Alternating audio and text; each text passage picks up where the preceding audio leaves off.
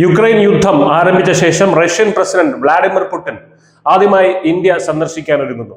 പരമ്പരാഗത പ്രതിരോധ കരാറുകൾക്ക് മാത്രം ഒതുങ്ങാതെ വിപുലമായ സഹകരണത്തിന് വഴിയൊരുക്കുന്ന ഒരു സുപ്രധാന റോഡ് മാപ്പ് വഹിച്ചാണ് അദ്ദേഹം ഡിസംബർ 4-5 തീയതികളിൽ ന്യൂഡൽഹിയിൽ എത്തുന്നത്. 23ാമത് ഇന്ത്യ റഷ്യ വാർഷിക ഉച്ചകോടിയിൽ പ്രധാനമന്ത്രി നരേന്ദ്രമോദിയുമായുള്ള കൂടിക്കാഴ്ചയിൽ പ്രതിരോധ സഹകരണം കൂടുതൽ ദൃഢമാക്കുന്നതിനൊപ്പം തന്നെ വ്യാപാരം വർദ്ധിപ്പിക്കുക, ഊർജ്ജ ബന്ധങ്ങൾ ശക്തിപ്പെടുത്തുക, സിവിലിയൻ ആണവ ബഹിരാകാശ മേഖലകളിലെ സഹകരണം മെച്ചപ്പെടുത്തുക തുടങ്ങിയ വിഷയങ്ങൾക്കും പ്രാധാന്യം നൽകും. ഇരു രാജ്യങ്ങളുടെയും യുദ്ധവിമാനങ്ങൾ, യുദ്ധക്കപ്പലുകൾ, സൈനികർ എന്നിവയ്ക്ക് പരസ്പരം പ്രദേശങ്ങളിൽ ഇരു രാജ്യങ്ങളിലും പരസ്പരം അങ്ങോട്ടും ഇങ്ങോട്ടും പ്രവർത്തിക്കാൻ അനുമതി നൽകുന്ന പുതിയ കരാറുകൾക്ക് റഷ്യ തയ്യാറെടുത്തിട്ടുണ്ട്. ഇത് സംയുക്ത ദൗത്യങ്ങൾക്കും ദുരന്ത നിവാരണ പ്രവർത്തനങ്ങൾക്കും വലിയ സുഗമമാക്കും.